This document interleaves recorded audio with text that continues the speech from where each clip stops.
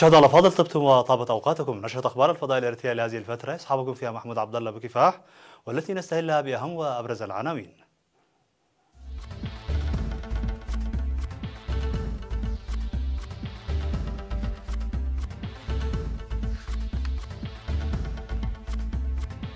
وزير الحكومات المحلية يوضح بأن المرحلة الراهنة تتطلب عملا مضاعفا. اختتام الورشة الإقليمية حول الجريمة المنظمة. الأسر المحتاجة في إقليم عنسبة تعبر عن تحسن حياتها المعيشية. بوكو حرام تقتل عدد من المواطنين في هجوم على بلدة بنيجيريا. أمريكا تعلق الالتزام بمعاهدة نووية مع روسيا. فيضانات في شرق أستراليا وحرائق في جنوبها.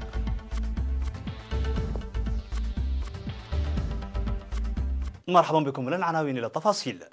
أشار وزير الحكومات المحلية السيد ولنكي الأبرهة بأن المرحلة الراهنة هي مرحلة نستهل من خلالها مشوارا يتطلب العمل المضاعف لإعمار البلاد وازدهارها وجني ثمار الأعمال والجهود. أوضح ذلك في الاجتماع الختامي الذي عقده في الأول من فبراير الجاري في مدينة عصب حاضرة إقليم جنوب البحر الأحمر، استمرارا لسلسلة الاجتماعات التي بدأت تعقد في كافة الأقاليم منذ 18 من يناير المنصرم لممثلي الشعب ومسؤولي المؤسسات الحكومية والجبهة الشعبية للديمقراطية والعدالة. وذكر معالي الوزير ولنكيل عن وضع برنامج لتنفيذ مشاريع تنموية كبيرة في كافة مناطق البلاد من أجل ضمان وتحسين الحياة المعيشية للمواطنين وتطور البلاد، موضحا في الوقت ذاته عن إجراء دراسة هامة لإعادة الشروع في البرامج التنموية التي تعرقلت نتيجة للعدائيات المستمرة، بالإضافة إلى تنفيذ مشاريع كبيرة ذات فوائد اقتصادية واجتماعية كبيرة. لذلك يجب على المواطنين القيام بأعمال حثيثة أكثر من أي وقت مضى من أجل إنجاح تلك البرامج والمشاريع الهامة. وشدد الوزير ولنكيل بأن تنظيم البرامج لوحده ليس كافيا دون تأكيد المشاركة المجتمعية وبناء مؤسسات تضمن المراقبة والكفاءة الإدارية، داعيا مسؤولي المؤسسات للعب دور رائد من أجل توجيه وإرشاد الشباب المتخرجين من الكليات والمراكز التدريبية المهنية، وكذلك في قيادتهم للقيام بالإدارة النموذجية. وذكر بضرورة الدفع بثقافة الحفاظ على الموارد البحرية والغابات والحياة البرية المترسخة في إقليم جنوب البحر الأحمر منذ الأزل لتكون مثالا يحتذى به الآخرين. اختتمت يوم أمس الأول من فبراير الورشة الإقليمية التي أقامها مكتب مكافحة المخدرات والجريمة التابع للأمم المتحدة بالتعاون مع وزارة الخارجية الإريترية ومنظمة الإيجاد الإقليمية وكذلك الشرطة الدولية الانتربول للدفع بالتعاون الدولي والإقليمي لقوى الشرطة في شرق أفريقيا. وقد شارك في الورشة التي استمرت 3 أيام المدعون العامون من إريتريا والصومال وأثيوبيا وكينيا وأوغندا وخبراء مكافحة الجريمة من ممثلي المنظمات الدولية والإقليمية. وقد شهدت الورشة نقاشات ومحاضرات حول معاهدات الأمم المتحدة في الجريمة العابرة للحدود وأنشطة الحركة غير القانونية وتجارة البشر والهجرة وتأثير الجريمة. وتبادل المشاركون آراء وأفكار بناءة تساعد في الحد من الجريمة تمثلت في ضمان فعالية أساليب التحقيق في قضايا الجريمة المنظمة وأنشطة الشرطة الدولية والدفع بالعمل الشرطي الدولي والتحقيقات الرقمية والتحقيقات المالية. وفي التوضيح الذي أدلى به المشاركون لإيرينا أكدوا أهمية الورشة الإقليمية الكبيرة في تهيئة الأرضية الصلبة للتعاون وتبادل المعلومات السريعة من أجل كشف الجريمة العابرة للحدود والسيطرة عليها، وذلك بتبادل الأفكار والتجارب بين المدعين العامين في دول شرق أفريقيا. وأضافوا بأنهم لمسوا من خلال الحوار المفتوح الذي أجروه بأن الورشة تعزز العلاقة بين المدعين العامين والتي تساعد في مكافحة ظواهر الجريمة، موضحين بأن تنظيم ورشات عمل مماثلة وتنظيم برامج تأهيلية سيساهم في ضمان السلام والاستقرار. أوضحت الأسر المحتاجة التي قدمت لها المواشي في إقليم عنسبة في إطار الدعم الحكومي لهذه الأسر عن تحسن حياتهم المعيشية. وأوضح مسؤول وحدة التنمية والألبان واللحوم في الفرع السيد سجز آب أمباية بأن البرنامج المنفذ في 9 مديريات شهد توزيع 1340 من الماعز الحلوب، وقد تحققت نتائج إيجابية بفضل الحملات التوعوية المكثفة المقدمة مسبقا حول الرعاية والعناية بتلك الأغنام. وأفاد بأن الجهات التي قدم لها الدعم اختيرت عبر لجنة كونت من إدارة المديريات ومكتب الجبهة الشعبية للديمقراطية والعدالة ووزارة الزراعة والمجلس والاتحاد الوطني للمرأة بالمديرية. وتفيد مستندات وزارة الزراعة بأن الوزارة ظلت ولا تزال تقوم بداية من العام 2015 بتوزيع الأبقار الحلوب ل 181 مزارعا في مديريات حمل مالو وقلب وعيل برعد وهبرو وعد كلهزان.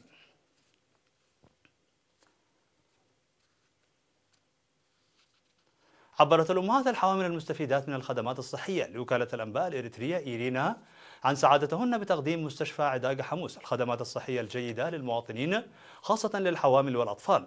وقالت الأمهات اللائي وضعن حملهن في المستشفى استطعنا وضع أطفال متعافين وضمننا صحتنا بفضل السمينارات الصحية المقدمة لنا والعناية الناجعة التي تحصلنا عليها قبل وبعد الولادة، مشيرات إلى أن بدء الخدمات الجراحية بالمستشفى ساهم في تحسين الخدمات التي يقدمها. وأوضح المدير الطبي للمستشفى الدكتور كفليسوس تدلا بأن متابعة الحوامل قبل وبعد الولادة بالإضافة إلى متابعة صحة الأطفال دون ال5 أعوام من ضمن أنشطتهم اليومية، مشيرا إلى بدء خدمات الجراحة في المستشفى بدءا من يوليو عام 2018 مما ساهم كثيرا في تقديم الخدمات الصحية الفاعلة. وتوضح مستندات المستشفى بأنه قد قدم خلال العام 2018 الخدمات الصحية قبل وبعد الولادة لأكثر من 8000 من الأمهات الحوامل.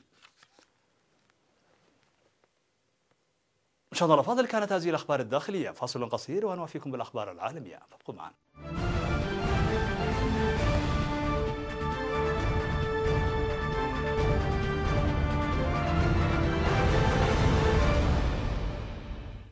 على الصعيد العالمي، قالت منظمة العفو الدولية ومصادر أمنية يوم الجمعة أن جماعة بوكو حرام المتشددة قتلت 60 شخصا على الأقل في هجوم على بلدة ران في شمال شرق نيجيريا بعد يوم من انسحاب الجيش من البلدة. وكان الهجوم على ران التي تستضيف مخيما يضم عشرات الآلاف من النازحين بسبب هجمات الإسلاميين أحد أشد هجمات الجماعة فتكا. وقد وقع الهجوم بعد أسبوعين من اجتياح الجماعة للبلدة، حيث طردت قوات الجيش وأكدت عودتها للظهور كقوة قادرة على السيطرة على قواعد عسكرية. ومن جهته لم يرد الجيش على اتصالات ورسائل طلبا للتعليق. وذكرت بعض المنظمات التي تقدم المساعدات أن الهجومين شردا نحو 40,000 شخص، كما تسببا في هروب 30,000 منهم إلى الكاميرون القريبة. قال وزير الخارجية الأمريكي مايك بومبيو أن بلاده ستعلق التزامها بمعاهدة القوى النووية المتوسطة المدى المبرمة في عام 1987 مع روسيا، وستنسحب من المعاهدة التاريخية رسميا في غضون 6 أشهر إذا لم تتوقف موسكو عن انتهاكها المزعوم للمعاهدة. وستعيد الولايات المتحدة الأمريكية النظر في الانسحاب إذا التزمت موسكو بالمعاهدة. وتنفي روسيا انتهاك المعاهدة التي تحظر البلدين من نشر صواريخ قصيرة ومتوسطة المدى برا في أوروبا. وفي موسكو نقلت وكالة الإعلام الروسية عن متحدثة باسم وزارة الخارجية قولها أن روسيا مستعدة لمواصلة الحوار حول معاهدة القوى النووية المتوسطة المدى بعد إعلان واشنطن عزمها الانسحاب منها. وطبقا لوكالة انترفاكس للأنباء، قالت المتحدثة باسم الخارجية ماريا زاخاروفا أن موسكو تحتفظ بحق الرد على قرار واشنطن الانسحاب من المعاهدة. ويرى بعض الخبراء أن انهيار المعاهدة يمكن أن يقوض اتفاقات أخرى للحد من الأسلحة ويسرع من تآكل النظام العالمي الذي يهدف إلى منع انتشار الأسلحة النووية. من المتوقع أن تزداد حدة الفيضانات التي تضرب جزءا من ولاية كوينزلاند في شرق استراليا، حيث حذر مكتب الإرصاد الجوي في البلاد يوم السبت من هطول المزيد من الأمطار الغزيرة على المنطقة. وقال متحدث باسم مكتب الإرصاد الجوية أن بعض السكان تم إجلاؤهم بالفعل بعد أيام من الأمطار الموسمية التي ضربت المنطقة المحيطة بمدينة تاونسفيل الساحلية في شمال الولاية. وأصدرت السلطات المحلية عددا من التحذيرات من الفيضانات، وطلبت من السكان تجنب استخدام الطرق والتفكير في الانتقال إلى مناطق أكثر ارتفاعا إذا تدهورت الأوضاع. وعلى النقيض من ذلك، قال مسؤولو الإطفاء أن حرائق الغابات في ولاية تسمانيا في جنوب البلاد أتت على أكثر من 462,087 فدانا من الأراضي.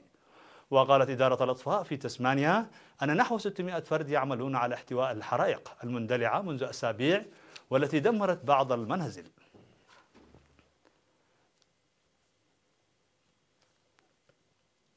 يحتفل الصينيون في 5 فبراير الجاري بأهم المناسبات التقليدية وأكبرها في الصين، وهو عيد رأس السنة الصينية الجديدة، حيث يلتقي أفراد العائلة بعد فراق قد يمتد لسنة أو أكثر بسبب ظروف العمل ومواقعه البعيدة. وتشهد رأس السنة الصينية التي تبدأ في 5 فبراير أكبر حركة هجرة أو انتقال موسمي من مكان إلى آخر على كوكب الأرض، حيث تستمر نحو 40 يوما، ويصل خلالها عدد الرحلات عبر الطرق السريعة والسكك الحديدية والمطارات وغيرها من وسائل السفر إلى نحو 3 مليارات رحلة إجمالا. مشاهدينا الأفاضل، بهذا نكون قد وصلنا بكم إلى نهاية النشرة. شكرا على حسن المتابعة. دمتم بألف خير.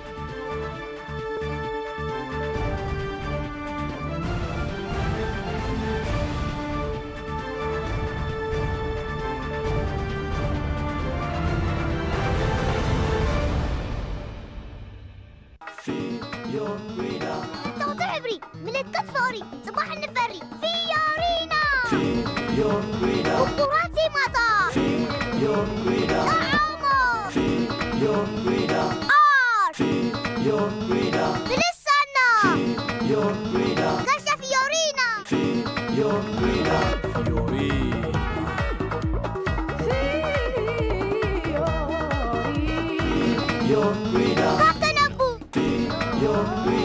دراما فيورينا أبطعننا محبراوي هوتنا سنان مقبارنا كبرتاتنا هاقراونتنا تمرتنا فيورينا أهلا مسانا فيورينا واترو سبت نقوى ساعة شعدة حمص مشات ساعة شوعدة أب إيري تيفي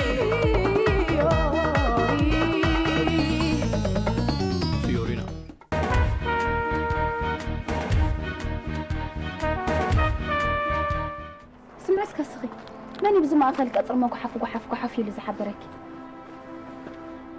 ناخذ كي زيت من لسلي وي تسمرت تحت رخب دالك خمس غيرك تسنبدني هو ما نسمبات تسنبد يا أخي دمت يمسع وراري عبار سورة حراري أنت وريتك وحوي جنان كمسلن حسن بتاعي تايكم الجنون ده كما يماسل كذا عمبر قامي ده سبان هذا حال نقله أنا قاعد أترين الله بسنك نتفقتي إذا حلوا نسبات زجبركم إذا أبسكم زي بالله أبدو خيط جزاي متيم بخمين بمنتين هري مؤمنون هردأنا وينجر أنت خمي تقولوا أنا جرام تقول السبيا دي وا أنا أمس فلاتي خايت سدد كل حق كاي